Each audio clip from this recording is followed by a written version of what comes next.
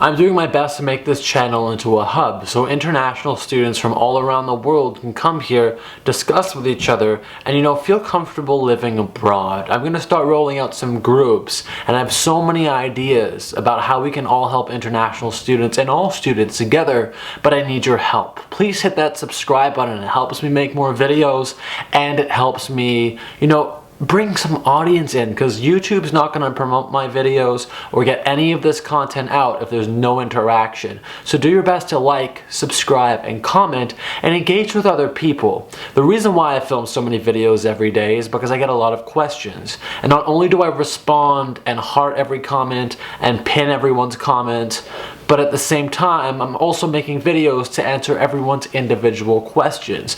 And we've had a lot of good questions roll out recently, particularly about deals and how to settle into Canada and get comfortable living here.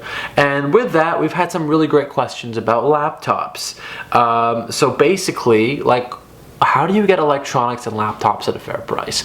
Now, you've probably heard, if you've looked this up, when's the best time to buy anything in Canada? You've probably heard Boxing Day. You've probably heard the blowout sales, Boxing Day blowout, or Black Friday. And I'm gonna weigh in on that a little bit.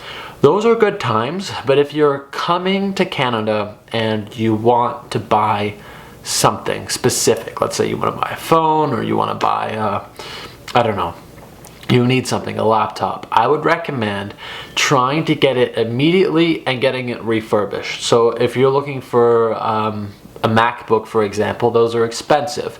If you head on over to the Apple website, you can order them online and just look up refurbished MacBooks. Now, if you're a PC user, which I know a lot of international students are, because I find MacBooks to be more, popular in North America, and I still think the majority of users are PC users, even though we see a lot of MacBook users in university. Personally, I got used to the interface, so that's a different story for later.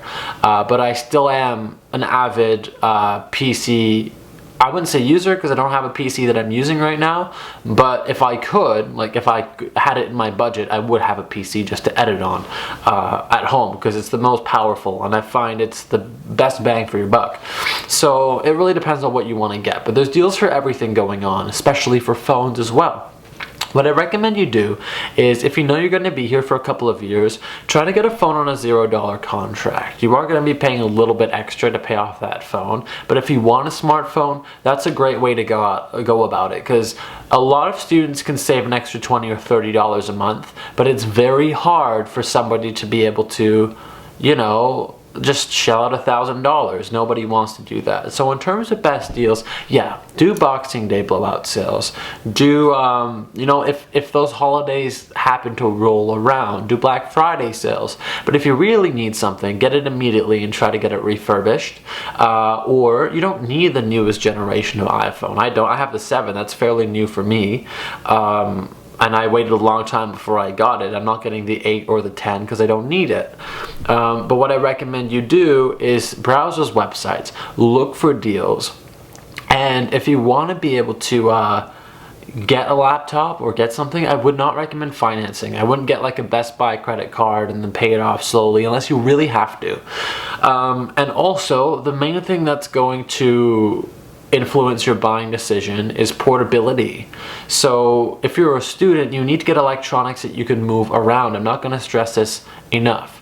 Some PCs, they don't have a good battery life, okay? And this is not a Mac or PC argument. It's a matter of fact, some of them don't. Some MacBooks don't, but some PCs definitely don't. Some of them only have 1 or 2 hours of battery life after you've had it for a month or two.